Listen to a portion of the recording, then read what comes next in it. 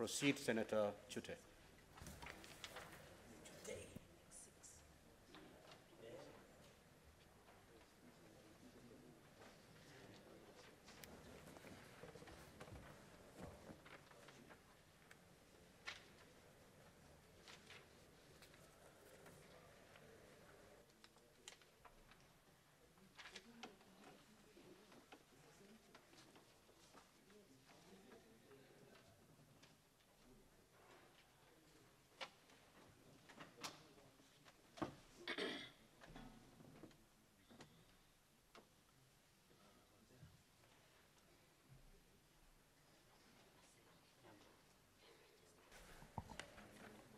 Thank you, Mr. Speaker. Mr. Speaker, I want to raise an issue. I got the answers today, this morning, in fact, 1 hour ago, and Standing Order number 51C says that both electronic and physical copies should be furnished to the Senate and to the Senator before 24 hours or on the date of response.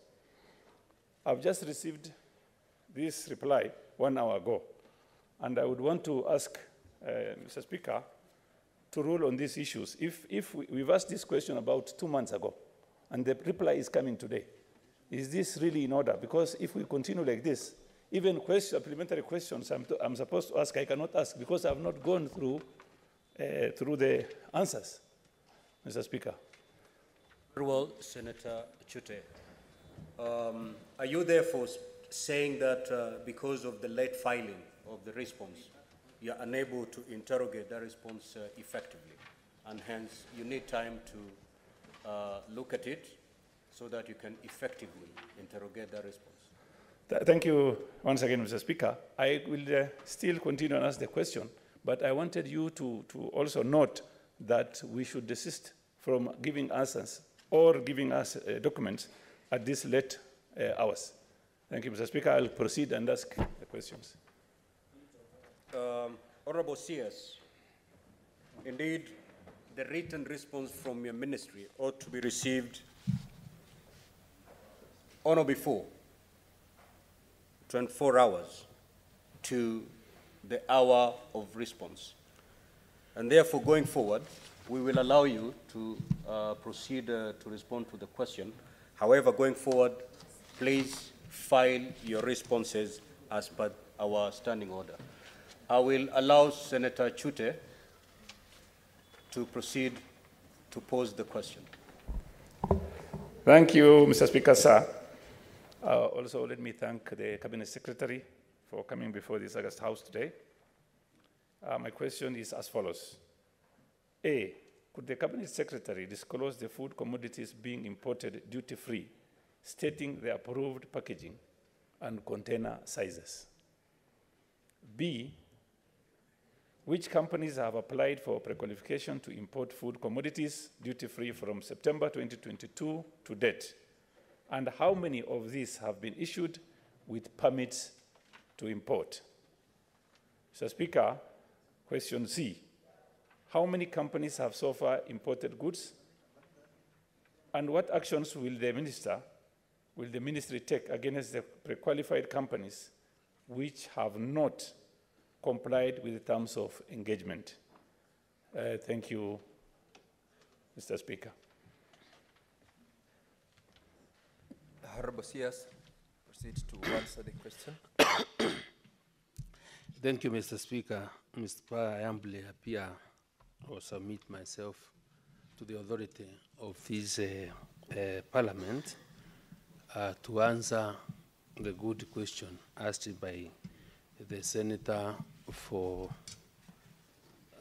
Marsabit in regard to our duty-free imports into the country. Mr. Speaker, question number 1, or question A, asks me to disclose which commodities have been approved to get into the country, the packaging and the size.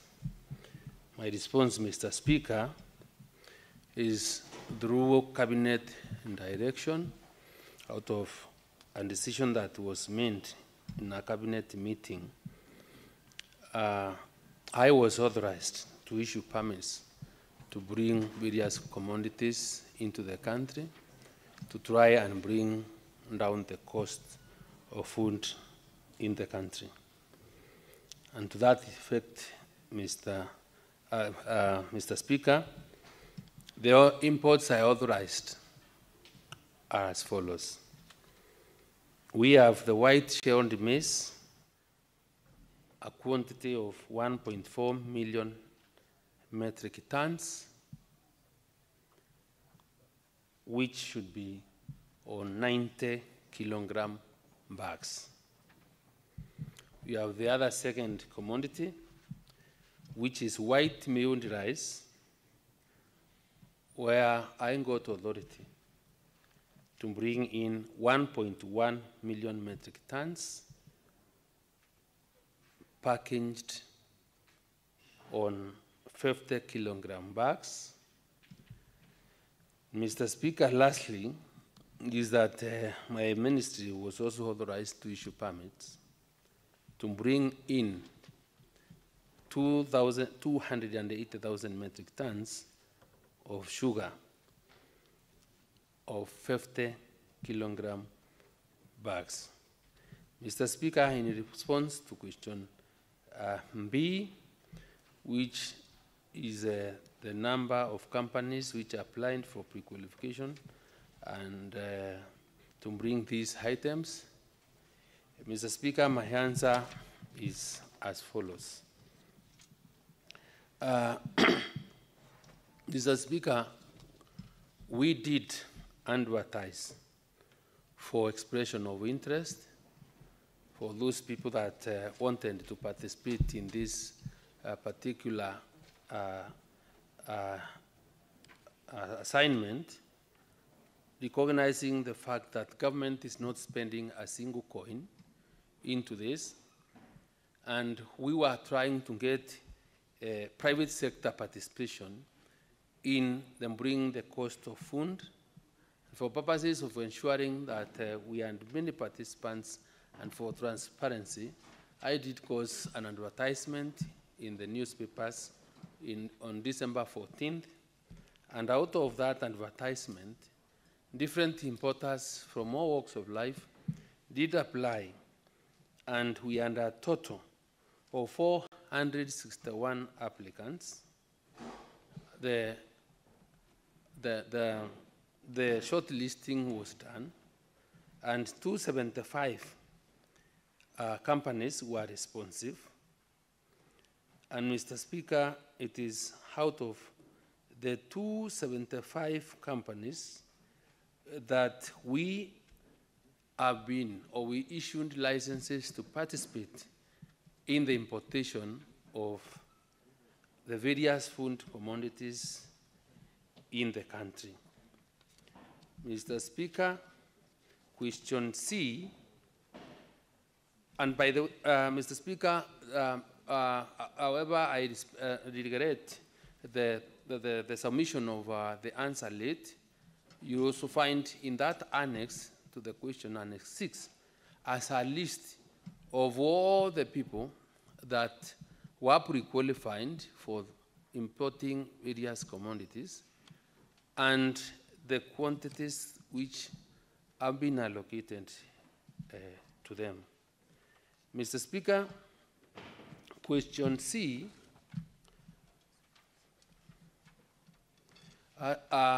is partly answered by Annex C because it gives you the name, the list of the companies that have been allowed to bring maize, to bring rice, and all the other, and sugar.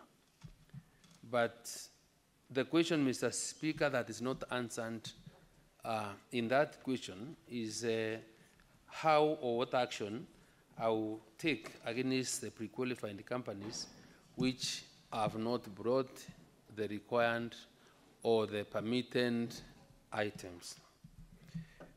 Mr. Speaker, allow me try to give the following answer.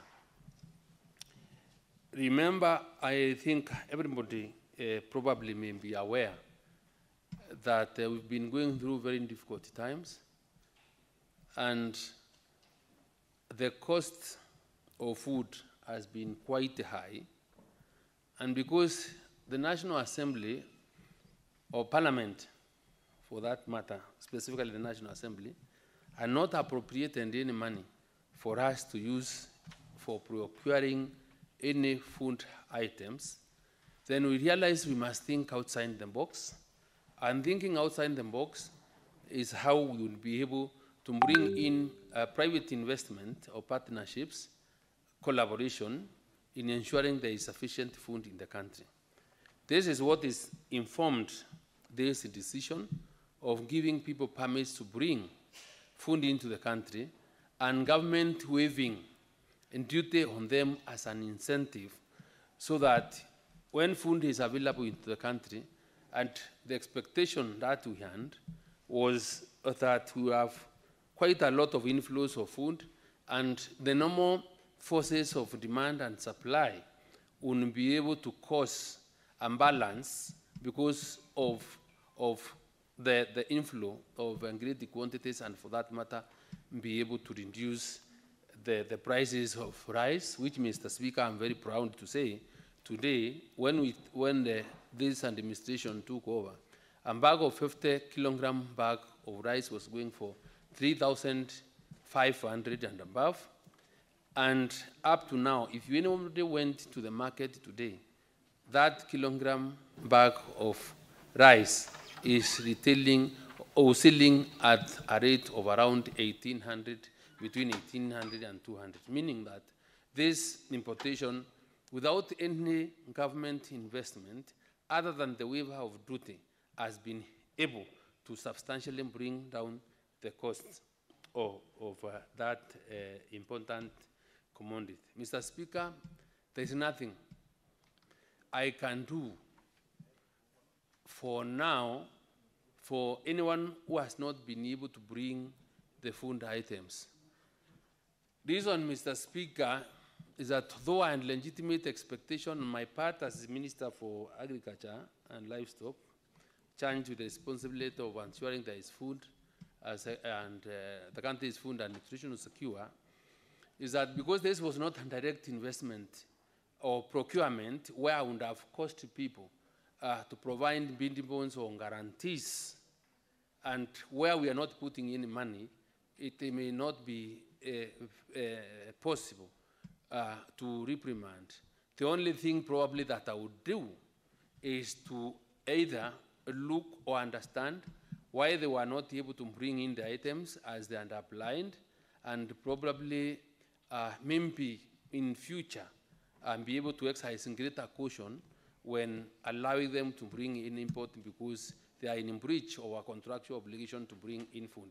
But, Mr. Speaker, after hand and discussion with the importers, most of them, the major problem or challenge they've had is financing.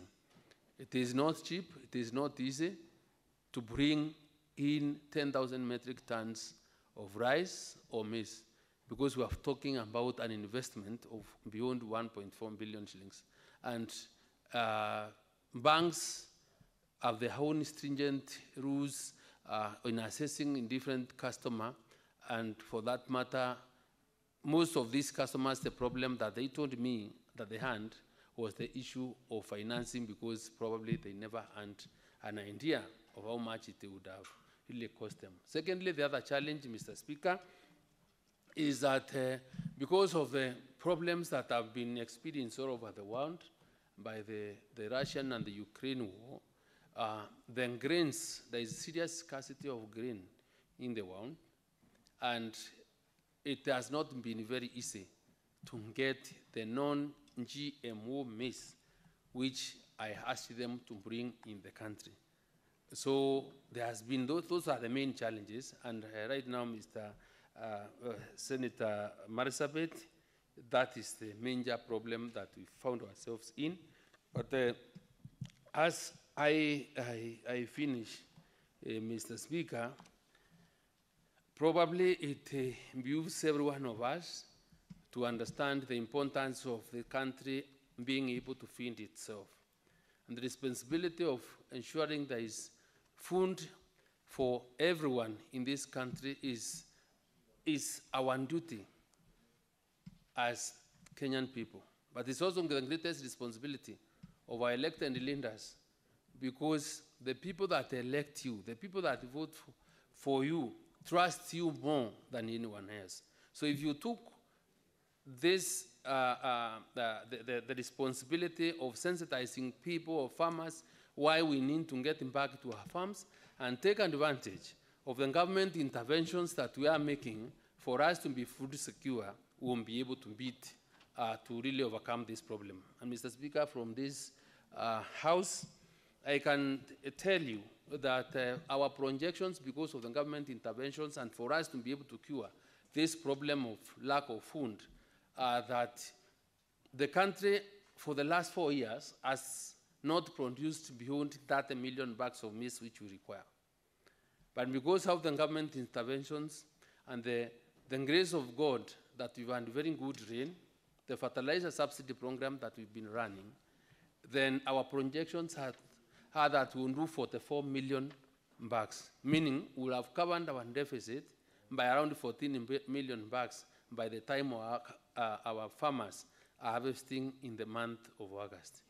I stand and I commit that when we are starting this importation, and since farmers and issues especially from the South and North Rift, that their prices will be affected by the importation, I'm seriously guarding this area, because immediately our maize is ready for harvesting, we are not going to allow any maize into the country, because we want the farmers now to be able to do the harvest and be able to feed our people from the yield or from the produce that we'll have gotten out of this season. Mr. Speaker, I thank you. Thank you very much, Honorable CS. Senator Mohammed Chuta, you've got the option to ask 2 supplementary questions which are related to the original question. You may elect to either go ahead and ask now, or you allow the rest of the senators with questions to the CS, then you close by asking your supplementary questions.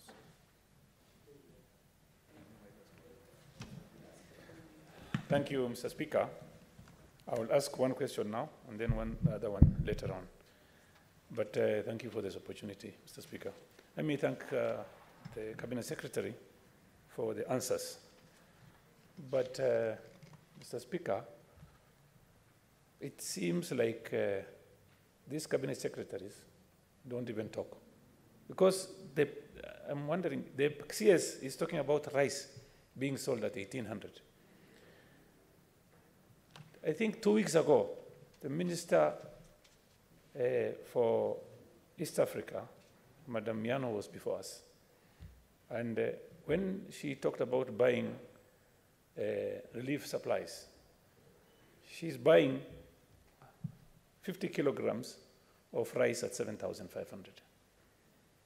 So is this the same government the CS is talking about when he talks about 1,800? And the CS 2 weeks ago told us she's buying 50 kg for 7,500. I think there must be something terribly wrong here. And I think there is, even the CS who was there before, this is like cartels, corruption in making. You see, how can a government buy 50 kg for 7,500 and the CS here, standing before this August House, is telling us at the price of rice is 1,800. Where did he get these prices from?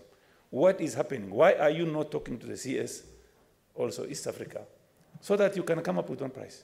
Thank you, Mr. Speaker. Honorable CS. Mr. Speaker, with your kind permission, I think you allow me to deal with the issue that I'm properly seized of, that is under my docket and not get to wade into other waters that I'm not familiar of. But I'm not lost of the general government collective responsibility doctrine. And why, Mr. Speaker, I would not want to get there is because I've understood very clearly from the great Senator of Elizabeth that it's like two cancers have been brought into the House, which appear to be in conflict. But from where I sit, I want to say very clearly, and I want to be held responsible, that my ministry, or in the course of bringing these commodities to the market, we have not spent a single coin from public coffers. The whole idea was to ensure that we have enough supply in the market, which would be able to cause general reduction of price in our markets through the application of the normal forces of demand and supply. If I cannot be able to control, for example, how much a bag of rice should be bought or how it should retail for, because it's a matter of choice, it's a willing buyer, willing seller. Just like when I sit here, Mr. Speaker, you can decide to take a 50, 500 grams, or 400 grams, or 300 grams, whatever it is, for beef in an hotel at River Road, or Parliament canteen here, whose meat I really enjoy and come here to take meat once in a while, and they pay 600 shillings. Or decide to go to Serena and take the same food or same cut of beef at 4,000 shillings a plate. So it's about choice. So what I have done is to ensure for the very common farmer, for the very common consumer of rice, of unga in Kenya today can be able to access rice at a cheap price. So that because it's a basic food commodity. So I am not able to really determine what margin or what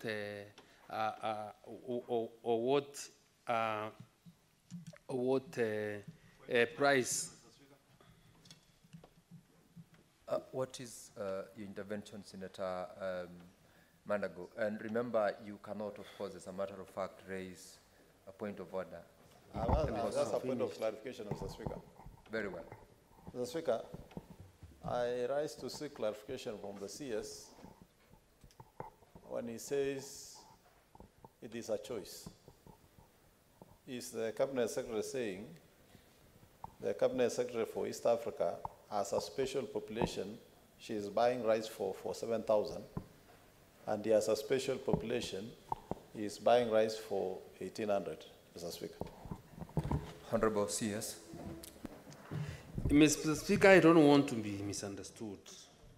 I was just trying to give an analogy so that people can know there is food, there is rice that is cheap out there in the market. And why I am trying to run away from that one, getting into any other area that I'm not sure of with Mr. Speaker, is the President himself, in a meeting that was attended in the performance contracting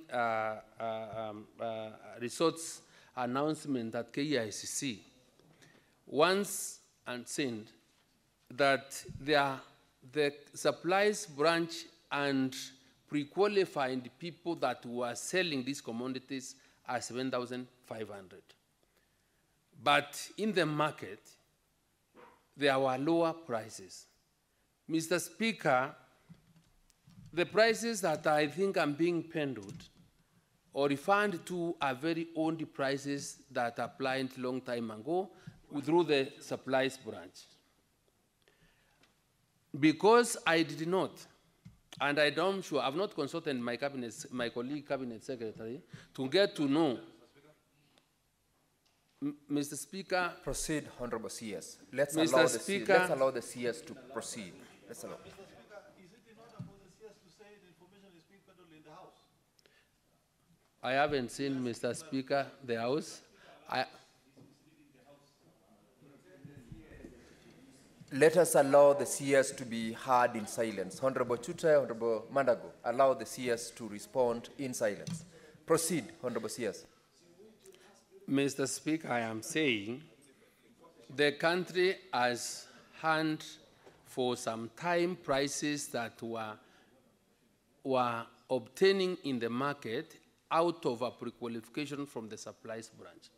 And the President didn't direct that ministries must adhere and do pricing and get proper prices indications in the market for government to save money. So why I'm saying I am not able to commit is because I don't know when these prices that the reference is made to were taken. But what I am telling you today is that if you went out to the market today, because we have brought in 530,000 metric tons of rice, the price of the 50 kilogram bag of rice is below 2,000. That one I know is something I am sure of. The importers are complaining to me, saying, Mheshimiwa, you people authorize very many people to bring rice. We are not able to sell. So when probably anybody that bought rice before the coming in of the essential commodities that have come in, probably one bought at high prices. I may not know, Mr. Speaker. Senator Chuta, you will still have an opportunity to ask one other supplementary question, but in this instance, I'd like to allow Senator Lelegwe Steve Lutumbesi Samburu. Sorry, Mr. Speaker, I was intending to ask the previous Cabinet Secretary the question. All right, thank you. Senator William Tetumo.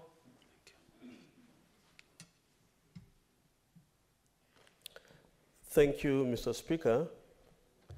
Mr. Speaker, I wish to thank the CS for, I think it's displaying some aspect of being honest with his answers.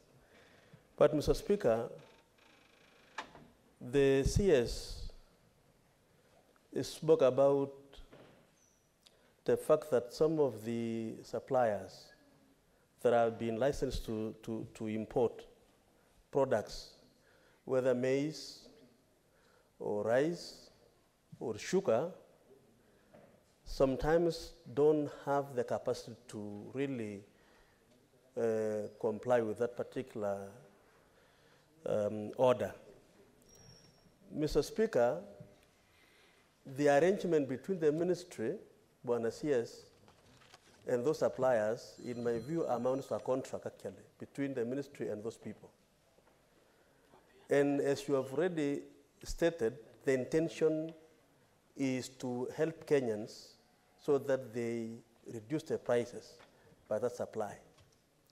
But now that you've confessed to the House that some of the suppliers are unable to bring in the foodstuff, it means they also frustrate your very intention of reducing the prices. Yes. What then are you going to do, Bwana CS? Isn't it necessary for you perhaps to ensure that you only give this to those companies that are able to supply? Isn't it good for you to have a precondition before you allocate them these foodstuffs? Otherwise, my fear is that you may allow them and finally still not achieve the objective of wanting to reduce the prices for failure for them to supply. So what will you do? Because you have said it's a challenge, but Kenyans are looking upon you to look for a solution to that situation. What will you do? Proceed to respond. To Mr. Speaker, yes. This is a very unfortunate time, or this came at a very difficult time when this decision was being made, because we didn't have food. And moving forward, I have said in many forums that it is my desire to ensure that we are able to feed ourselves, because even in some countries that I've been to, some countries are more concerned, and which I agree with them, about the food security of their people. So for us to end this problem completely, we have to find how we can be able to produce food for ourselves and run away from reliance on imports.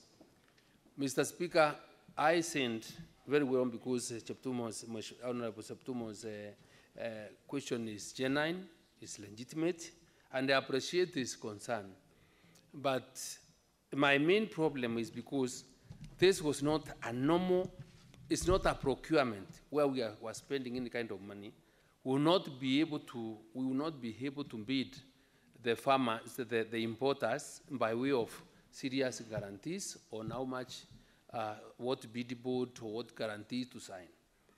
And decided, because I was almost foreseeing this happening, and even done contracts for them to sign bidding themselves to certain prices, Mr. Senator Cheptumo.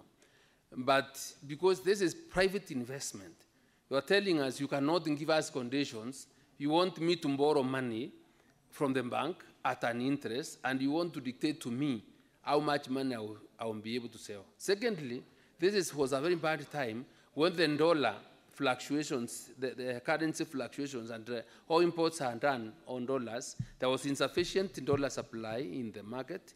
There was the Kenyan shilling was permanently weakening, so it was not possible. So we are even to run away from that one, so that at least you can have incentives, we will get incentives to ask people at least to give us supply, because you may have money and then you have nothing else to buy. So, Senator Cheptumo, we may not, although we have now to be more cautious and somehow watch out to these importers with a lot of caution in future, in the event that they apply for any license to bring in imports, because they have really let us down.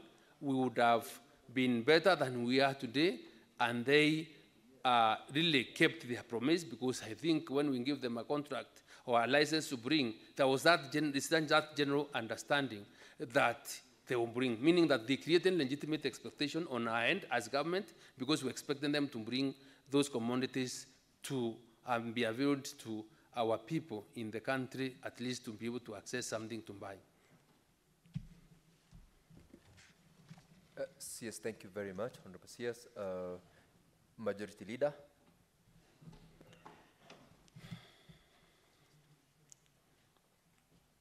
Thank you, Mr. Speaker. CS, I appreciate the answers you're giving, more so on what we are doing as a country, because it's embarrassing that we are gathered here in the 21st century as a big economy in this region and still debating about importation.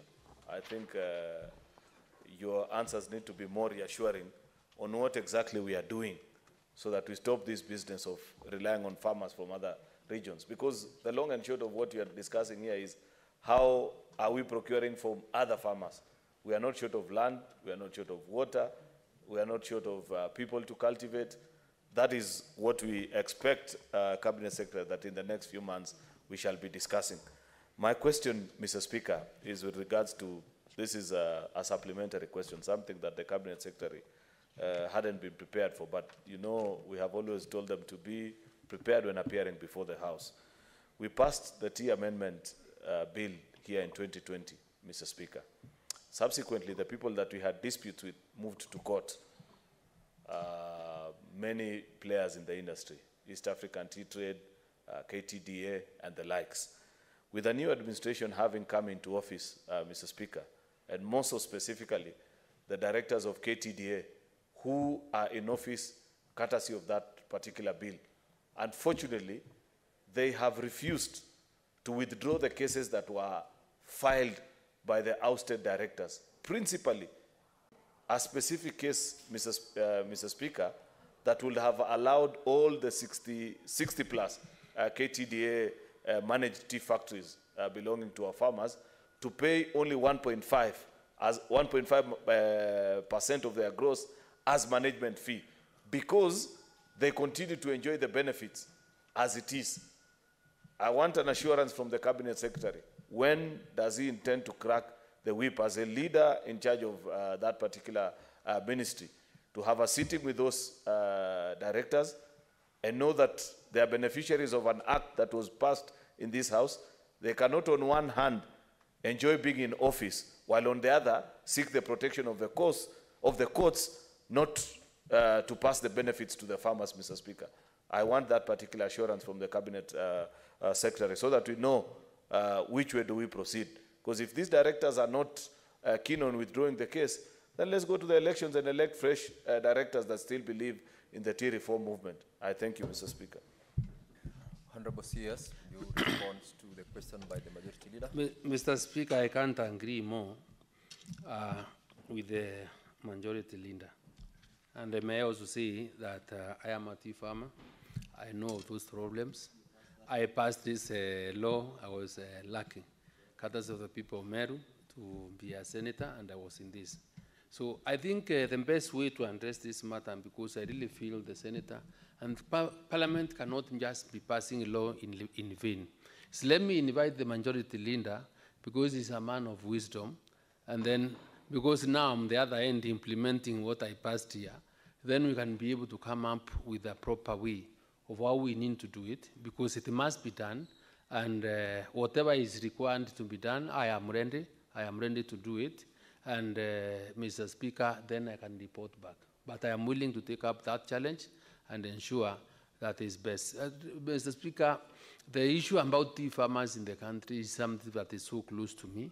We have around over 650,000 small-scale tea farmers who really depend on tea, and we are really focused on how to improve the management of tea in the country to ensure there is increased productivity, there is increased yields, to ensure that we have better return for tea. So I think, Mr. Speaker, allow me ask the Majority Leader to come and sit with me and then share his wisdom on how we can be able to manage this, and with the support of the members of Parliament, we will be able to resolve the problem. Thank you. Thank you, Honorable CS. I believe the Majority Leader was listening to the invitation and will take it up with you. Senator Gerard Samson.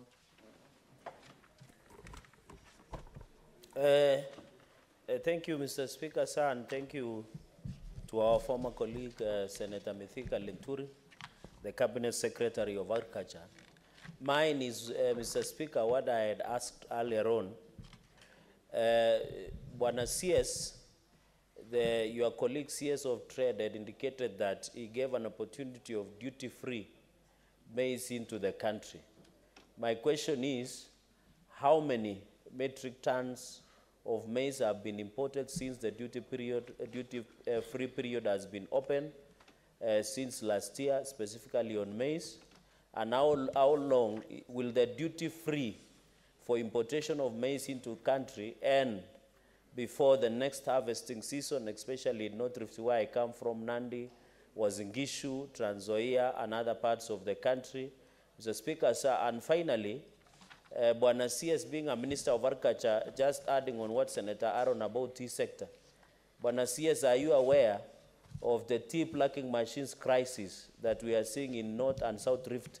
And what is your reaction on the issue of crisis of tea plucking machines in our multinational companies, both in South Rift and North Rift, Mr. Speaker? And I note that the Speaker comes from Bomet, where also it is being affected by tea plucking machines. Senator Aaron Cheruiyot, Majority Leader, and myself come from Nandi. So, CS, could you appraise the country? How will you resolve the crisis of tea plucking machines? Because there are many young people in Bomet, Kericho, and Nandi who do not have opportunity of working with multinational tea farms and also private tea farms because of introduction of tea plucking machines that has caused even a crisis in terms of through the Ministry of Interior. Mr. Speaker, those are my questions. Thank you.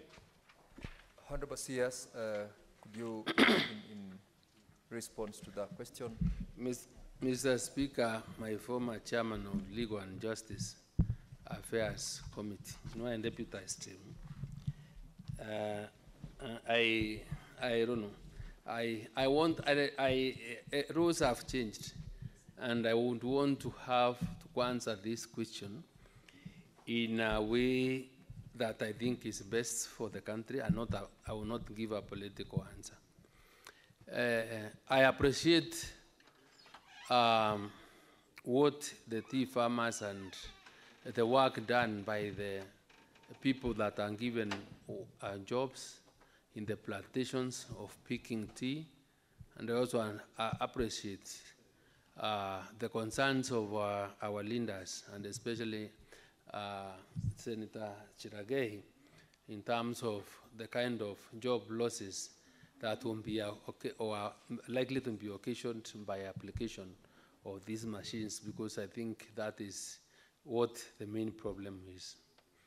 Mr. Speaker, let me say that I know it's very difficult to change tradition, but since we have gotten to an era of where we must appreciate science and technology, and the way we look into the future is see how we can be able to appreciate science is key for an innovation is important for the development of this nation. One of the things that I'm doing as a ministry is now to promote mechanization. We can't run away from it because we want to increase efficiency, and we want to save on time. We want to delay and be able to reduce contact of human beings and most of the food that is we are consuming. And that is why you find that even in the many markets that we're exporting our horticultural crops, there are certain standards that have been set where we must be able to give, or the consumers must be able to trace source of the food to ensure that it is safe. So in regard to these machines we are talking about, I think the only best way for us to deal with this matter, it cannot be that instant. People must be prepared. We must work closely with the leadership to give alternative sources of income to those people that are permanently in those farms. And that way we are willing to get to see how we can be able to support one another, because I think that is the major problem that we are likely to face.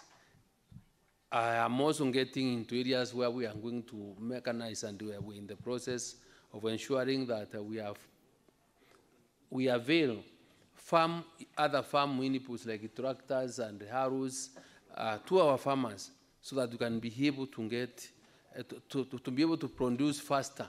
And I think this discussion requires us to sit soberly and also pick the minds of the great leaders of this country, like the senators, and then I will be guided accordingly. But we are willing to engage and believe in consultation, so that at least we are able to move forward together. With regard to the other question of how much we are bringing in, I assure you, Senator Chiragei, that the interests of the farmers are very close to my heart, and I will not allow any imports that are likely to mess our farmers in the country. We didn't allow in the importation in the short run, so that to avail food, because we are not producing enough. And even before we did, and given them notice, so that they knew. So up to now, Mr. Chairman, Mr. Speaker, we have brought in 277,444 metric tons of maize, which amounts to 3,082,718 bags of 90 kilograms.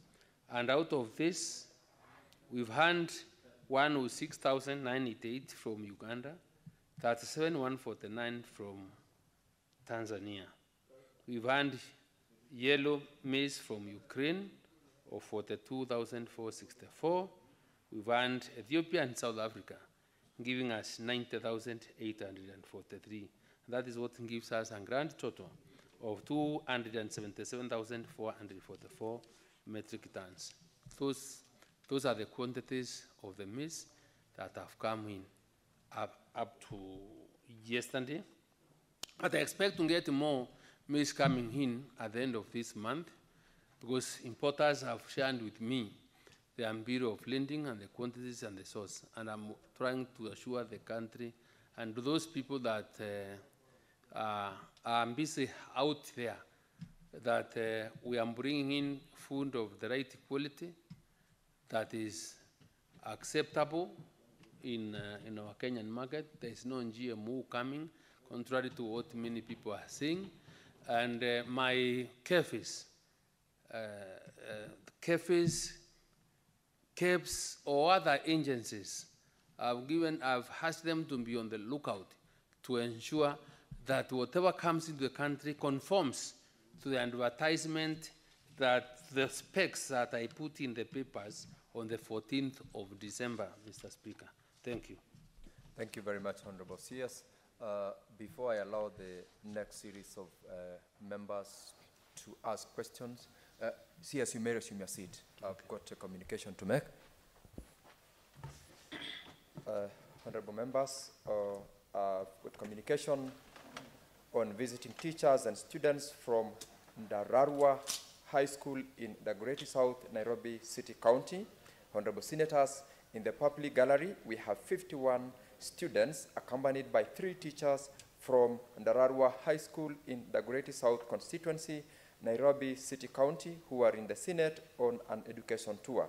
Honorable Senators, in our usual tradition of receiving and welcoming visitors to Parliament, I extend a warm welcome to them, and on behalf of the Senate and on my own behalf, wish them a fruitful visit. I thank you. Honorable members, I have got, as I said, a series of members with questions. I would like to remind you about the provisions of Standing Order 51C7 on supplementary questions. The questions which are permitted and supplementary are questions related to the questions with which the Honorable CS with which the Honorable Member had placed before the House for the CS to respond to. So I would like to urge the members to stick to the provisions of the standing orders in their supplementary question. We have in this particular one extended the time we have taken, and I would like for the next members who will ask questions to utilize the minimum time possible.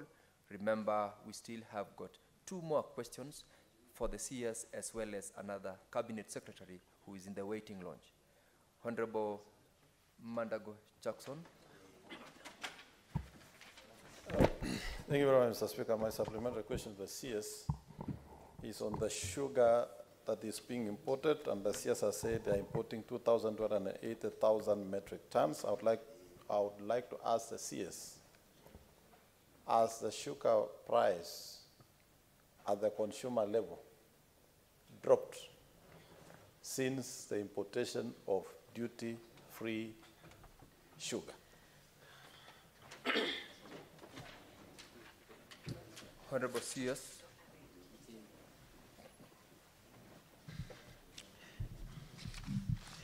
Mr. Speaker,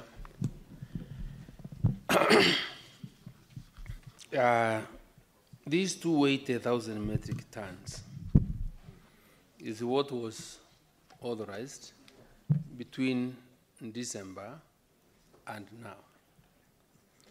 We've had over 100,000 metric tons getting into the country and already been consumed.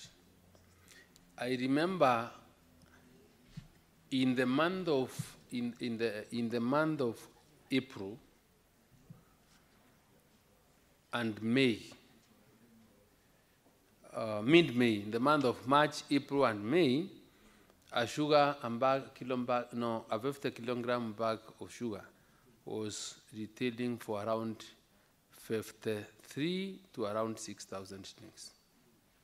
That is from the prices that we were able to gather after we brought the 80,000 metric tons of sugar and come into the country. And out of the first authorization of 100, only 20 was remaining. So, Mr. Speaker, because it's a very fast-moving commodity, we were able to stabilize the market for a short time. And there hasn't been any sugar within the COMESA region, which really supports this country. And I think everyone knows that our milling capacity in the country has continually decreased. Cane farmers are not very keen now in producing enough because of the problems that have been in the sugar industry. And it is out of this realization, again, Senator Mandago, that when the prices of the prices of sugar shot up to the tune of 80,000 shillings again, we realized that for us to be able to contain the situation is to seek more authority to get more sugar coming from the non-COMESA region, because there isn't any sugar within COMESA. So it is on 25th of May that I again sought cabinet approval, and we licensed, or we gave permits for importation of another extra 180,000 metric tons. Out of the permits that were given last month, I want to be honest, because it is not fair or reasonable or gentlemanly to not be clear, and especially when making presentations to a House of Parliament. We've not been able to bring, no importer has been able to ship in sugar out of the last, the few permits of 180. But I expect inflows of sugar in the second week of July. And for the last 1 month, the prices of sugar have been quite high, because we've had very little supply of the commodity in the market. We also attribute to that increased price to the dollar versus the Kenya shilling fluctuation, because our currency has continually weakened.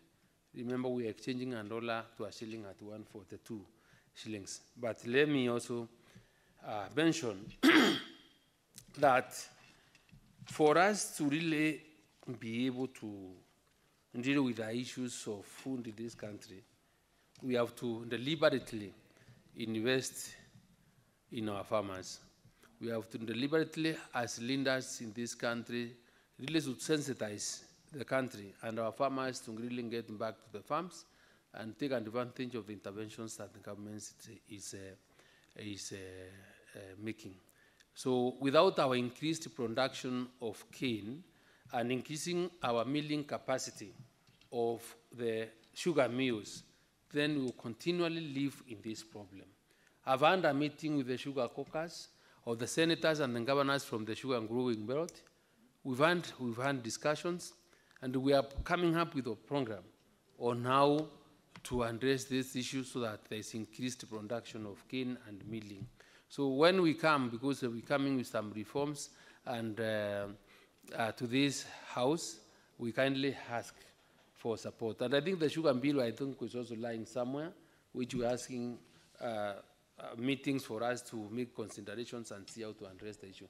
But as of today, I want to consent and maintain that the sugar price is a bit high, but in the next few weeks, we will be able to bring it down once the imports of the 180,000 metric tons start coming in. Thank you. Thank you very much, Honorable CS. Senator Adan Dula Fatuma.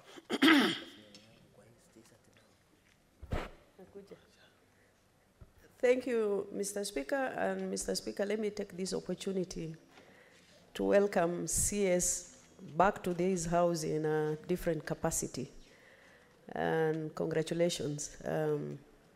Senator CS Mithika Linturi. Mr. Speaker, I wish you can allow me to ask a question on livestock.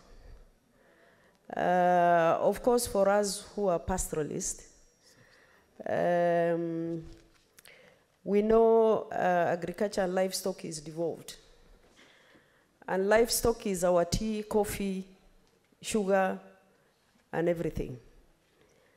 Mr. Speaker, I know also very well 85% of the budget is left with the national government. Unfortunately, pastoral communities have lost all their animals to the long drought that took place quite some time back. My question is, and I know the policy of Kenya Kwanza is bottom up, and there is plan also to accept PPP. Honorable Senator, I'm afraid. I'm asking the question. I'm just laying my... We're running out of time. I will ask my question, Mr. Speaker. I'm just laying my foundation as far as the question is concerned. Mr. Speaker, my question is, how are you ensuring that the standard on the ground is kept as far as livestock production is concerned? And also, there are abattoirs that are built in many parts of the pastoral counties. Are you planning to bring in PPP to increase production so that those abattoirs are useful to the pastoral communities where people can get employment? We can also be able, as pastoralists, to get those dollars back by importing meat to Middle East where the market lies. I thank you, Mr. Speaker. Honorable CS, I'll also request that you be concise and straight to the answer. If you Mr. Speaker, I'll be very brief because that is completely a different question.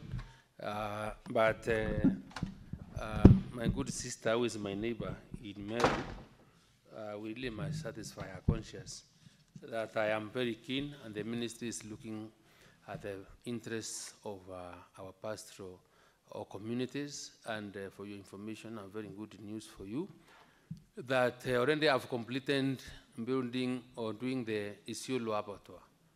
Right now, the cold rooms are being fabricated in Italy, and will be operationalizing that abattoir very soon. Secondly, we are running a program by the name Drive, which I'm launching on, I think, 14th. And the part of the good things that come with it, because it's in Isiolo, it's in your area, is that we are trying to increase to bring in our farmers to manage livestock in a more orderly manner. We are going to support the production and the rearing of the animals. We are going to create or support you to build feed lots for you to be able to feed your cows and animals. We are going to contract the farmers to grow pasture for those animals, meaning that we'll be able to bring in more people into employment from those pastoral communities. We are also in the process of we are going to ensure that we have a good market for them. So, because in general, that is what I would want to tell you, and this is something that is beginning in the financial year, in the next few weeks on July, and that's why the launch is on 14th of next month. It should have happened like last week, but we had other engagements that did not make it happen. So for more information on how we are going to do this, you are also welcome to pay us a visit in the office. And I believe, I'm a livestock farmer. So it is to the interest of the livestock people and farmers in this country, and it's a key area that the Kenya Kwanza government is looking at because of its potential to grow the economy. Remember, we are keen on leather, increased milk production, and I want us to engage because I think you have the potential. If we are to increase the production of your milk from the 2-3 liters per cow to around 6 liters per cow, would have sorted the problem. Like you to conclude. Thank you. Senator Alexander Mondigi. Thank you, Bwana Speaker. Yangu ni maswali kwa CS wa Agriculture kuuliza kama kuna uwezekano upande wa mbolea iwe inakuja mapema ndio tuwe na kilimo bora kabla kama mvua haijaanza kunyesha, na pia iwe mbolea pia watu wamelaa upande ya Meru, Tharaka Nithi, Mbere, unajua tunalima miraa. Kama kuna uwezekano kama sasa ni cash crop, kama utakuwa ukitusaidia na mbolea pia ya bei ya chini. Na pia upande mwingine ni mambo ya makandamia, unajua vile tumetaabika, uweze kutusaidia na bei. Kwa sababu unajua hiyo yote iko kwa wewe, uweze kuandika barua ndio iwe kama ni temporary ndio tuweze kuuza kupata bei nafuu. Kwa sababu wakati wa zamani unajua tulikuwa tunauza shilingi 200 na sasa ni shilingi 20. Asante Bwana Speaker. Honorable CS. Bwana Speaker, kama desturi na sheria hazijabadilika, wakati nilikuwa hapa swali lingeungilishwa kwa Kiingereza, unarudi kwa Kiingereza, unarudisha Kiswahili, unarudi kwa Kiswahili. Kwa hivyo nitajaribu kuweza kurudisha kujibu swali la Mundigi, na niseme ya kwamba serikali ni kweli tunajaribu vile tutavyoweza ili kuweza kuleta mbolea wakati ufahao, sababu hata ukosefu wa mbolea siku moja ama mbili una affect mazao. Kwa hivyo wakati tunaendelea huu msimu mwingine wa mvua wa Julai kuenda mpaka huko Oktoba, tumeweka mikakati ili kuhakikisha store zetu siko na mbolea ya kutosha, na nitajaribu vile itawezekana iweze kufika. Ninafahamu kwamba na nakumbuka vile ulisema tulipokuwa kule Embu mambo ya makandamia, na niseme ya kwamba tunaangalia pia vile tutafanya. Nakumbuka hata senator wa chairman wa kilimo ameniambia kuna njia ya kusuluhisha hii shinda, lakini ukweli ni kwamba ile shinda tulio nao na kwa vile makandamia yachukuliwi ni kwa vile wale walikuwa wamekusanya wameshindwa kuuza nje, na kwa hivyo hawana pali ya kuweka. Kwa hivyo ninapanga kupeana leseni za watu kama wale wameapply ili waweze kupeleka makandamia nje ya nje, wa create ile space na room ya kuweza kununua hayo mengine. Na pia ili kuchunga mkulima nimepeana ruhusa kwa chairman wa Hafa kuenda China na maofisa wengine kuenda kuangalia soko, ili tusiweze kuwa tumepea watu hapa ambaye wanapata bei iko juu zaidi na alafu wanakuja kununulia wakulima wetu na pesa iliyo chini. So in another I think 10 days hii mambo itakuwa nimemalizana nayo, na kwa hivyo Mundigi. But nonetheless you have responded. Honorable members, I would like to give to the last Honorable Murango. So that we close on this particular question, I'll request that you also be quick, and as well the CS kindly just respond directly to the question as it is asked. Asante sana mstahiki Speaker kwa kunipa hii nafasi kumuuliza waziri wa kilimo, na yangu si mengi. Waziri, kwanza hebu nikushukuru. Mswahili usema mgala muwe na haki yake umpe. Kwanza ile kazi umefanya juu ya mbolea, leo nimetoka Mwea na wakulima, ile shinda ilikuwa umeitatua kwa muda mfupi sana. Saa hii wakulima anafurahi.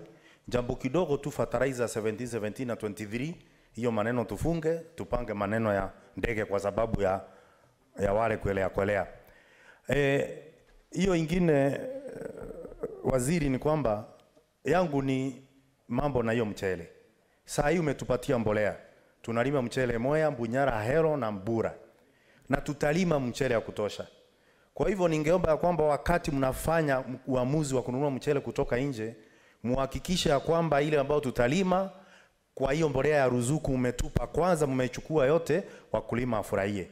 Alafu kuna kiwanda inaitwa MRGM ilichukuliwa mchele na KNTC, najua haiko kwa wizara yako, lakini toka Disemba mpaka wa leo hawajalipwa pesa yao. Wameanza kukopa pesa ili waweze kupanda mchele kwa sababu huu ni msimu wa upanzi. Ningeomba pia uongee na waziri kwa sababu hii ni kilimo pia, waweze kulipwa, wasinje wakakopa pesa ambao ama wakose pembejeo za kupanda ya kushughulikia mchele. Asante sana kwa kazi ambayo unafanya. Thank you, Senator Murango. Honorable CS.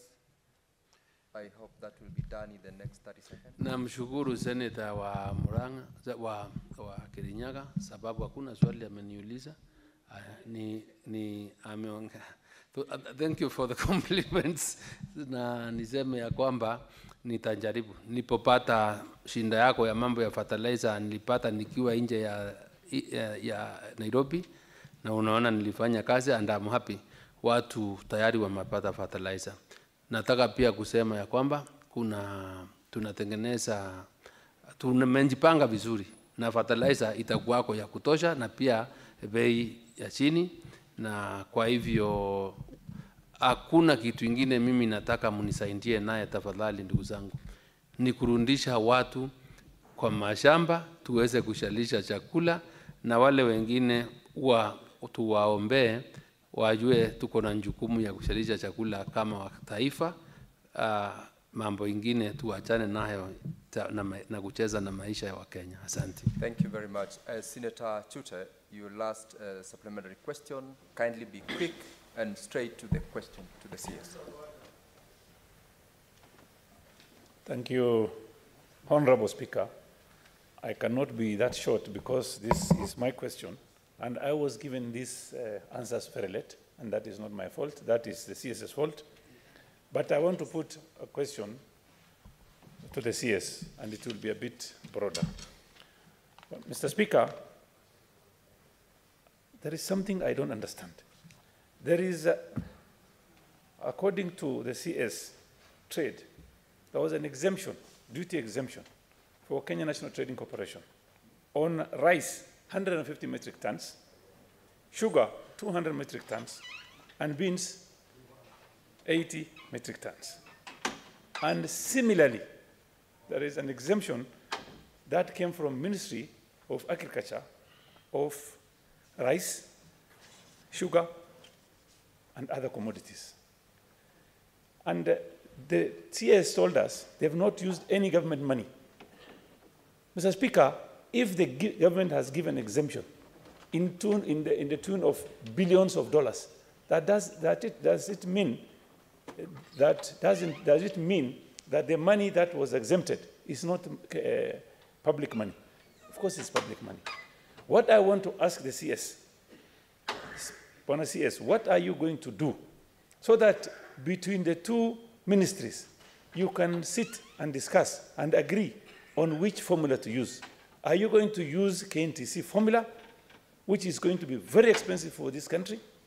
Because if you give an order to, KNTC gives an order of commodities, and the goods prices abroad goes down, of course, KNTC is going to lose heavily. So my question is this: what are you going to do to incorporate the importation of goods between your ministry and the Ministry of Trade, so that you concentrate on one way of importing goods? Because the way you are doing, I accept that is the best way to do, because the government is not incurring any cost, any losses. KNTC is going to make heavy losses because of exchange of dollar rates and also price variations. And finally, Mr. Speaker, I would want to ask the Minister, would I be wrong if I ask this Honorable House to initiate parliamentary inquiry to investigate your ministry? Because we are aware your ministry and trade ministry is giving permits below the table. Will I be wrong if I say we need to investigate both ministries, your ministry and Ministry of Trade? Because there are a lot of corruption issues being rumored around, and I want you to answer me in a short formula. Thank you very much. Thank you very much. Honorable CS, you have got questions. What do you intend to do? Mr. Speaker, I'm glad. Go ahead. Mr. Speaker, I am glad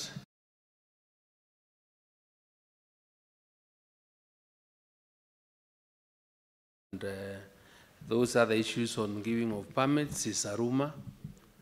So I can give the actual position because I'm open and accountable to Parliament, and we cannot stop Parliament from making an inquiry, and we are ready to provide any information if so asked. But the position, Mr. Speaker, is remember, we are in an ambitious process of trying to open government to scrutiny for everyone. That's why we are running an in-government. And we want to get there 100% by end of year.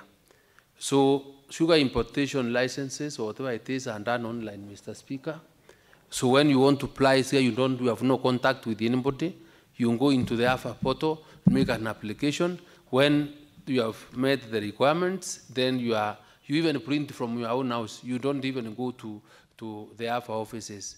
So that is how open we are in this space. Secondly, Mr. Speaker, when I was answering this question, I said, because we are not procuring, we are only facilitating importation by extending duty waiver as government incentive for people to bring in food or to avail food commodities in the market. So in terms of costing, of course, I must admit that revenue of government is lost because import duty is not paid. But that is the incentive for everyone to bring in. So that is to the extent that the ministry participates in ensuring that these items are here. I am the one who gives permits to any importer to bring sugar. I can tell you, I have not given any permit to KNTC to bring 200,000 metric tons of sugar. I have not, and the position that I maintain is the position of 80,000 metric tons, which was 100 gazetted in December, and the other one, 100, and another 25 on 25th of May, I also got another gazettement of 180. So there is no other sugar that is coming outside Comesa, duty-free, other than those quantities I am really talking about. And we are the licensing body or authority. Thank you very much, Honorable CS. Honorable members, I'm afraid that we'll have to end by that, but Honorable CS, you will resume your seat because there is another question that will be asked of you in a short while. The members who are still in the dashboard, I like to ask for your indulgence so that we progress to the next question. Communication from the chair, Honorable Senators. Before we resume to the next question, I would like to communicate, I would like to acknowledge the presence in the Speaker's Gallery this afternoon, visiting delegation from Rotary Club Nairobi, who are in the Senate for a one-day visit. Rotary is a global network of 1.4 million neighbors, friends, leaders, and problem solvers who see a world where people unite and take action to create lasting change across the globe, in communities and in themselves. I request each member of the delegation to stand when called out so that you may be acknowledged in the Senate tradition. Ambassador Dr. Josephine Ojiambo, President. Kamal R. Sankani, Member. Dr. David Githanga, Member. Marilyn Mumbua, Member. Shubrikha Johari Muhitei, Member. Dr. Richard Mwangi, Member. Clinton Obongo, Member. Joan Sikand, Member. Ritesh Barot, Member. Anthony Kariuki, Member. Geoffrey Ogola, Member. Samuel Kinyanjui, Member. Dr. Margareta Gasheru, Member. Salome Gitoho, Member. Lilian Obeto, Member. Patrick Okoth, Member. Samson G. Kibosho, Member. Nelson Mburu, Member. And lastly, Celine Monya, Member. Honorable Senators, in our usual tradition of receiving and welcoming visitors to Parliament, I extend a warm welcome to them, and on behalf of the Senate and on my own behalf, wish them a fruitful engagement. I thank you. I will allow the Majority Leader 30 seconds to welcome the delegation. Majority Leader. Mr. Speaker, sir, I did follow your introductory remarks welcoming this delegation. I realize you may have forgotten to introduce my good friend, the Honorable Shakir Shabir.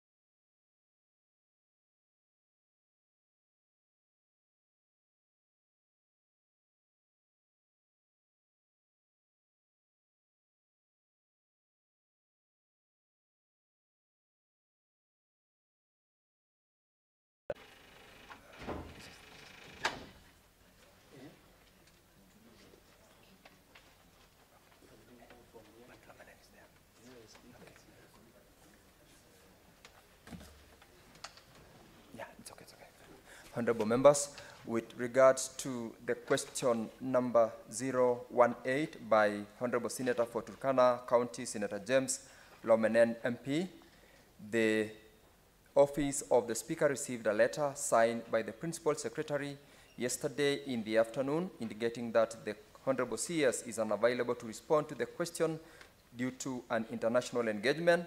The question will therefore be presented to the Senate Business Committee for rescheduling. Honorable Senators will note the urgent nature of this question, considering that Kenyans are currently undergoing trial in a foreign court. I would urge the CS to take immediate action to intervene in the matter, even as the House awaits the rescheduling of this question for listing in the next order. The next question, this is question number 023.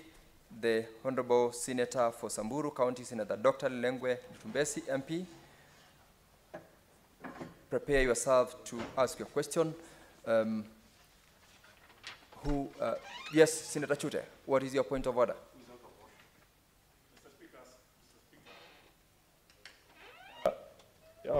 According to the chair, it is like you got the answer yesterday, the letter yesterday.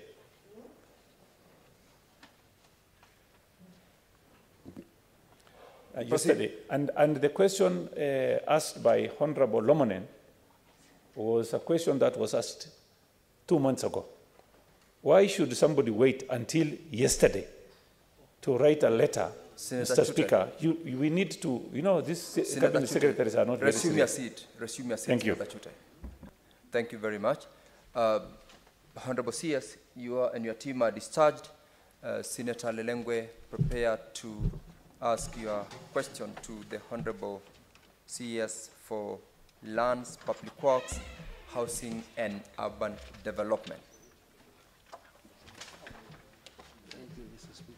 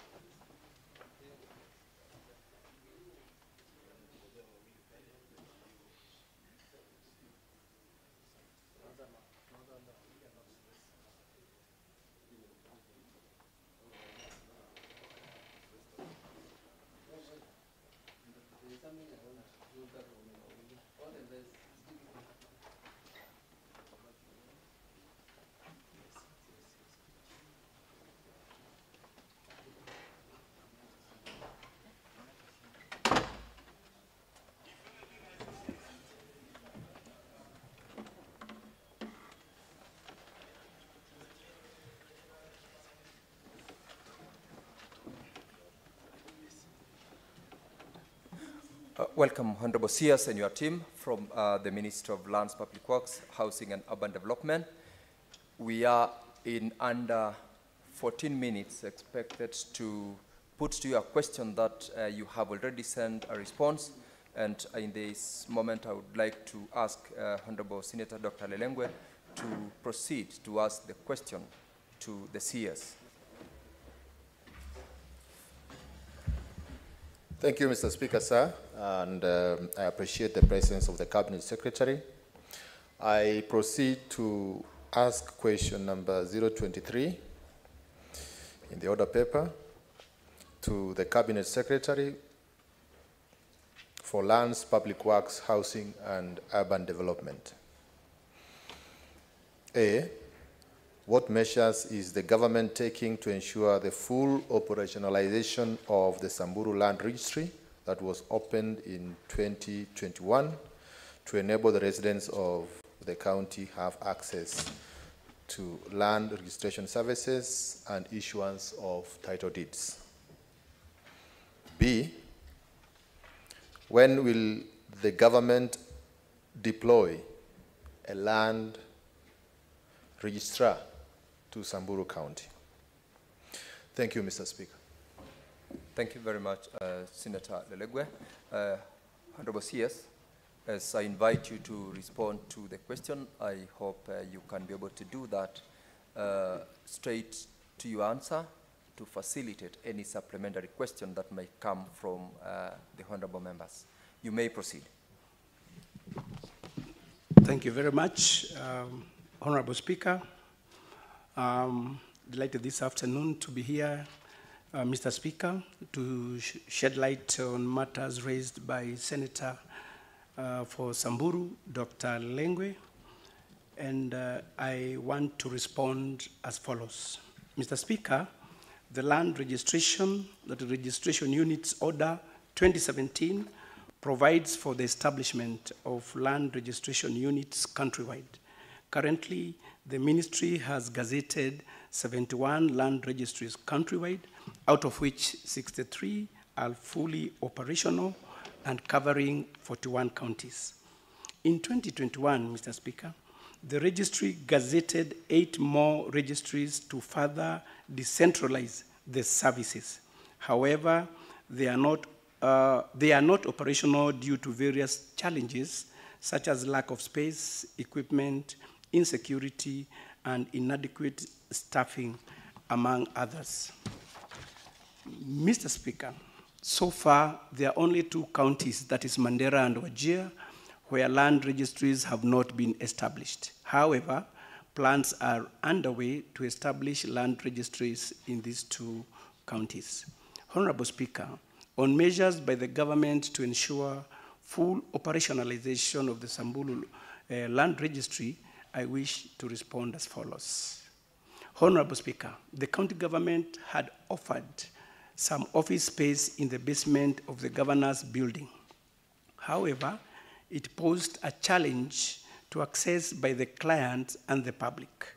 The national government is, however, constructing a land registry at Maralal. The Samburu Land Registry offices block at Maralal is half complete. It is 50% complete. There are major works that the contractor on site is expected to do, and due to the auxiliary measures, the allocated budget was reduced to 0 in the last financial year, thereby leading to stalled process. However, the government has allocated Kenya shillings 17 million in the financial year 2023-2024 toward the completion of the project. The estimated budget to complete the whole project is Kenya shillings 42,389,713. Of that, the National Treasury will allocate adequate funds to have the project completed soonest possible. Honorable Speaker, I wish to bring to the attention of the House that most land in Samburu County is owned communally under the Community Lands Act 2016. However, there are leasehold properties in townships. The government has therefore been fast-tracking the processing of titles and leases in the county.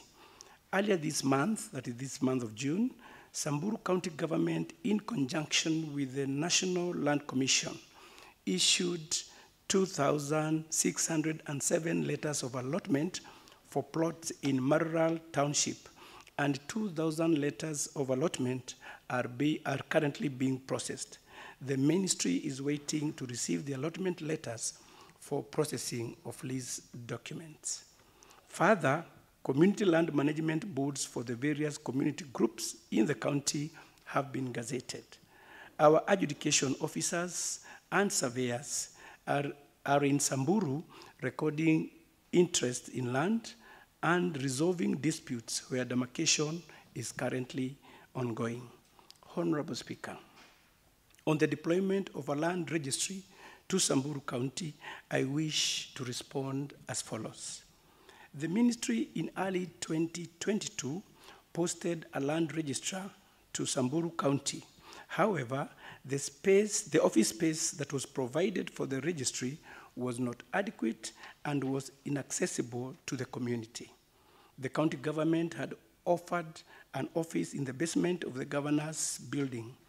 The land registry is therefore currently working from Nyahururu, where the records are kept and maintained.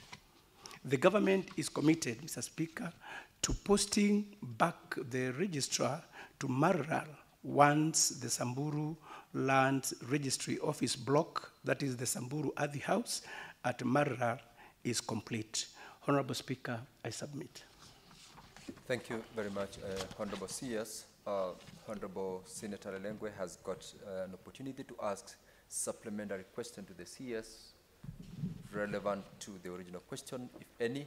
You've got the option. I've noticed in the dashboard that honorable members have got questions. You've got the option to choose whether to ask your question now and then deal with the last one, or you can ask immediately if you have any.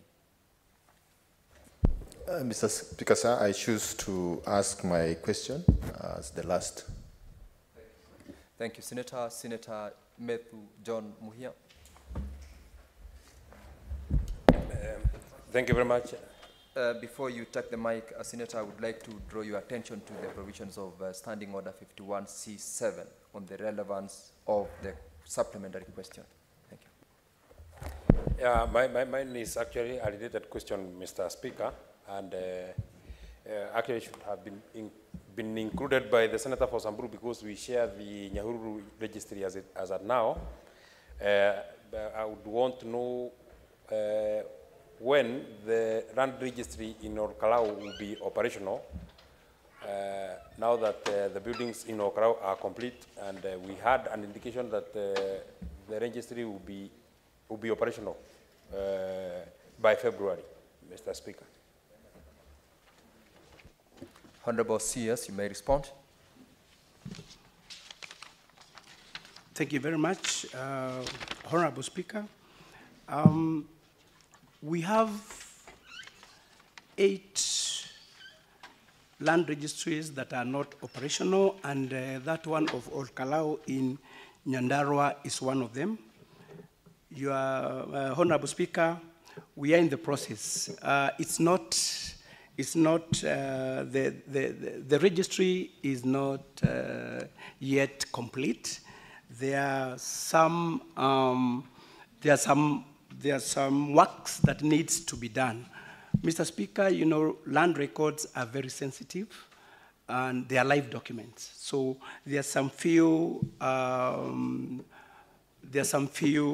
operational and administrative things that the ministry really need to do. So apart from the building, we are also working out to make sure that registry and the others are fully operational. So mine to Senator Madhu, who is also my chair, is to actually